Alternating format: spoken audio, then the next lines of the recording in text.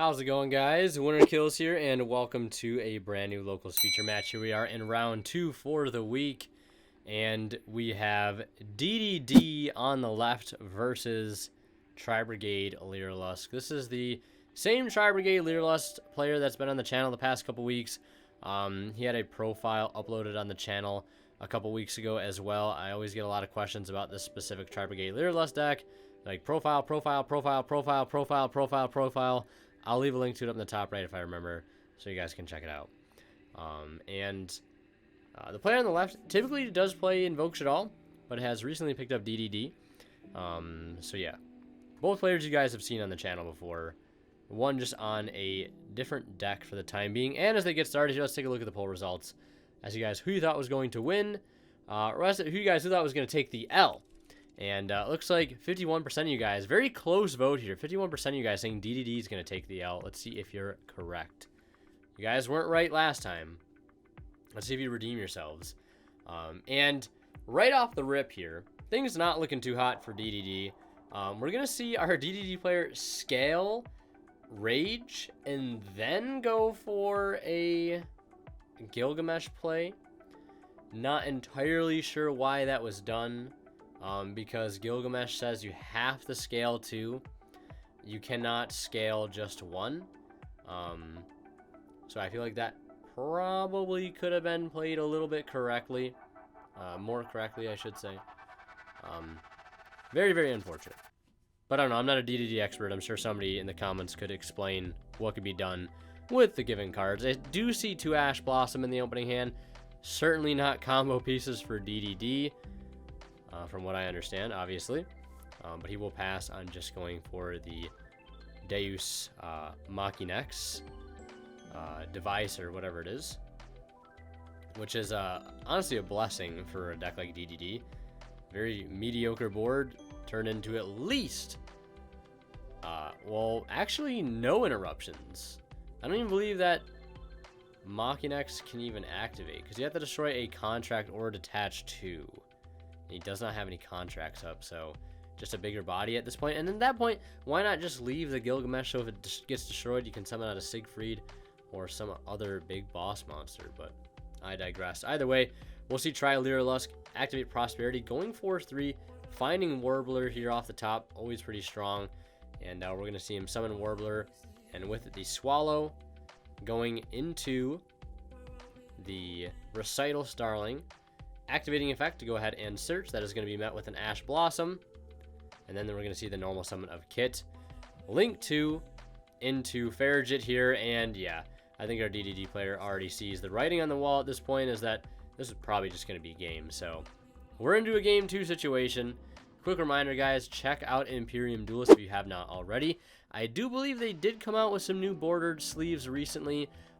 They may be sold out. I'm not entirely sure, but if you want to pick them up, you can get them for 10% off using my discount code WinnerKills10 off at checkout. Save 10% off your entire order, get amazing products, and support the channel in the process. It's a win-winner all around. Just like shopping on the TCG Player or the Coldest Water using the affiliate links that I have in the descriptions of all my videos. So, getting back to the game here, we're going to see DDD go first and try to redeem itself for that horrendous turn one we saw in Game 1. And see if we can see him turn it around here. Leading Copernicus, dumping the Necro Slime, special summoning out the Griffin. Talk about an insanely good piece of support for DDD. We're looking at Griffin, Machinex, just incredible cards here. So we're going to go ahead and see him link into Gilgamesh. And now choosing his 2 scales to go from the deck. I believe he pulled out a Ragnarok there. And we'll see what other scale he's going to grab. Looks like it's going to be Ragnarok, and it's going to be Rage. So he has the ability to not take the 1000 here because you scale, then take the damage. And since Rage is in scale, you will not take the damage for that. And he's got the extender piece in the form of Ragnarok, which is also good, just because the 2 go well together. Because like you get the extender, the protection from burn. Because a lot of times this deck takes a lot of damage to itself. Like you have your Gilgamesh, you take 1000. You have your Ragnarok, take 1000. You even have things like Pure Raised Map, which makes you pay half your life points. And, you know, from my experience playing against this deck with Sword Soul, it just makes it much easier to OTK. So having access to Rage in a particular combo line, I feel like is always nice because it just makes it that much harder to be OTK'd when you're sitting at full life. So we're going to see him go for the Caesar, link off the Caesar and the Gilgamesh into a second copy of Gilgamesh. That's going to trigger Caesar's graveyard effect to go ahead and either sends a DD or Dark Contract or adds a Dark Contract. I might be getting it mixed up with Marksman Tell. But I'm just going to go ahead and look this up here. And unfortunately, I don't think Marksman Tell effect can activate here if he decides to go for a Marksman Tell. It says, once per turn during another turn, if you took any effect damage, target one face-up monster in the field loses 1,000 attack and defense, and if it does, inflict 1,000 damage to your opponent, which he did not take any damage. Yeah, so I believe Wave, I gotta look up Wave here. It says, let's see here. If this card is sent from the field to the graveyard, you can add a Dark Contract. So he'll go ahead and add Swamp King. It's Marksman Tell that actually sends a DD monster. But either way, we're going to see him continue on here in the combo, activating Necro Slime and Grave, banishing itself and the Gilgamesh here to go for a copy of Genghis. And I imagine we'll see him trigger the effect of Ragnarok here to go ahead and could revive the Griffin, which would get you a search of a DD card, I believe. And then I feel like you don't need to do much else after that. You could actually, well, yeah, you bring out Griffin, and then you use the level 6 Genghis to bring out Caesar, just slap a Marksman Tell on top of it, link that off, get Marksman Tell. So you get your follow-up, and then you just use Swamp King to go for another Genghis, make High Wave Caesar, and then make Machinex. I feel like that's how you could play this turn out. And if so, that's just kind of like the standard DD board, which I feel like is still a really, really strong board against some decks. I know it's very hard for Sword Soul to deal with because like the rank 6 absolutely just shuts down every 10-yi. And literally every Sword Soul monster because they include an effect that special summons a monster. Token being, which is kind of absurd. So, not DDD's best board, but probably their most common board, and with it, still a very effective board. So it looks like we're going to see Ragnarok bring back Caesar, and on the summon of Caesar, we're going to see Genghis trigger to bring back the Griffin. We'll see him activate the Griffin effect here to go ahead and search. It has two different effects, Griffin. It's two different monster effects. Well, 3 different monster effects. I mean, this card is absolutely insane. I've already said it, but like, what an incredible piece of support. If you control a DD monster, special summon from your hand in defense. If it's Pendulum Summon, you can discard a DD or Dark Contract, draw a card. If it's special summon from the graveyard, you can add a DD card from your deck to your hand except Griffin. 3 effects. And that's not counting its Pendulum effects. So now it looks like here, I think we're going to go ahead and see him activate Dark Contract with the Swamp King. And we're going to see a Ghost Bell and Haunted Mansion to go ahead and stop that, since it does include an effect that would banish a card from the graveyard. We're going to see him slap on top of the Caesar, the Marksman Tell. And I don't know why he detached there, since he did not take any damage that turn because of Rage. And I believe you can only use that effect again if you take damage, so I'm not sure what is detached there for, but I don't think it makes too big of a difference either way, since it's going to the graveyard anyways for a Gilgamesh. And we're going to see him activate Marksman Tell, which will go ahead and send a DD to the grave. So you can either send Vice Typhon, Lamia, or probably another Necro Slime to the grave. Although I'm not actually sure what the ratios on Necro Slime are in current DDD builds. I remember back in the day when I played it was like 2 to 3 copies in the deck. But obviously that is a completely different DDD than we see now.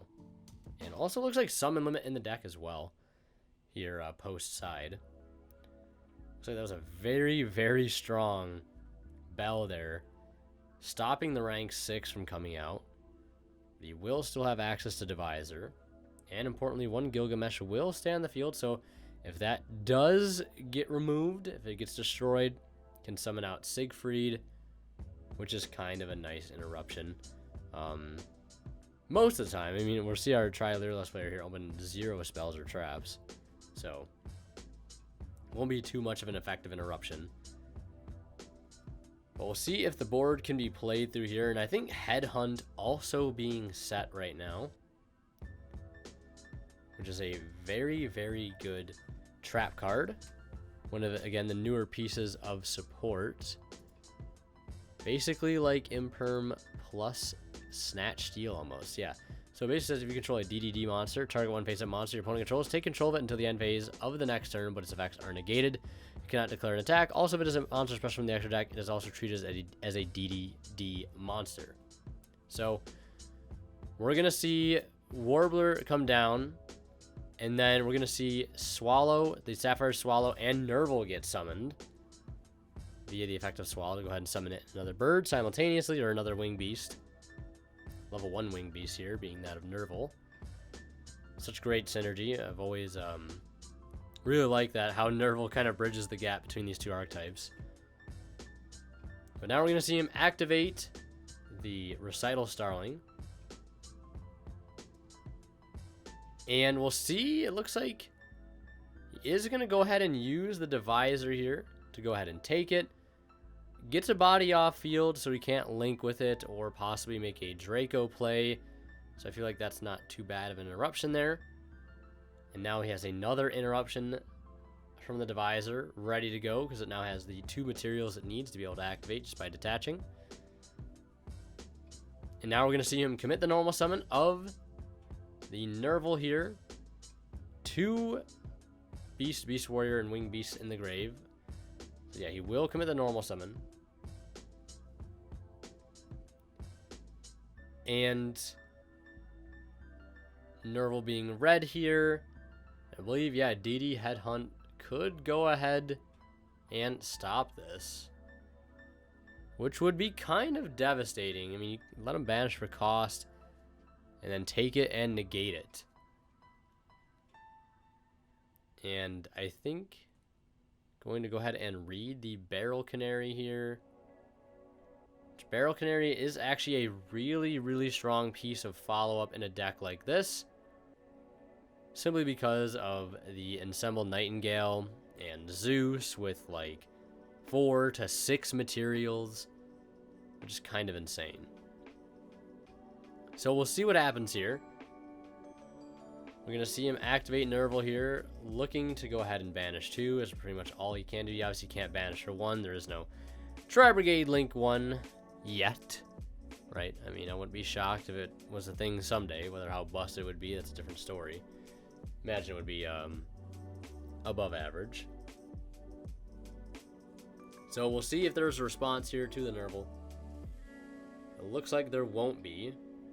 And we're going to see a double Dragon Lords get summoned. Going to be kind of nice to help go into the board here. Now, Divisor is once per chain. So if you have something in response to it,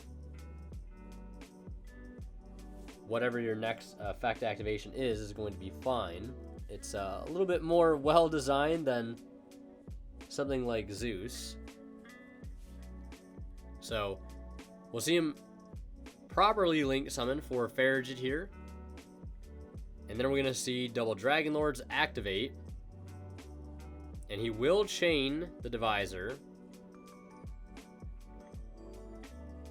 So they pretty much, one just gets bounced, the other one just goes to grave.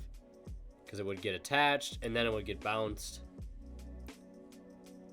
And then we're going to see the Barrel Canary activate here. And this is going to allow him to potentially go for that Zeus play. But yeah, the DD Headhunt is really strong. And the important thing about Headhunt too, you don't have to wait for an effect to activate. You can just do it whenever. Just target a face-up monster one controls, take control of it here. And was not able to properly play around the targeting of that. I don't think he was quite expecting the trap there. Definitely do have a way to make it so the Ensembled Nightingale cannot be targeted via one of the bird effects. And unfortunately, not having it in this instant is going to cost the game. And we are into a game 3 situation. So in game 3, we're going to see the bird deck lead with Bird Call. It'll get ashed, and then we're going to see him summon out the Warbler, and then activate 1-for-1 here, summoning out the Sparrow. And he's going to go ahead and get the search here off of both Sparrow and Nerval here. Looking like he opened up a pretty insane hand. You have Warbler, Sparrow already. You've already made your opponent burn a hand trap just off of Bird Call. And yeah, Bird Call is such an insane card. I mean, absolutely insane. So we'll go ahead and grab a copy of Nerval and a copy of Karas. And we're going to see him go for the Recital Starling. I do see an Imperm in hand, but Imperm will not be very valuable there since it did have the Sparrow underneath it. I believe that was the one that grants targeting protection. Now we're going to see Swallow for Nerval. And here can go for the either another rank 1 or could just go for a rank 2. This is like kind of like almost looking like the standard combo here. And we know he has a normal summon in hand. We know he has Karas. So he could go for Assembled Nightingale here, or not Assembled Nightingale, or the Ensemble Blue Robin. But first, Nerval effect. I forgot about that, to be honest.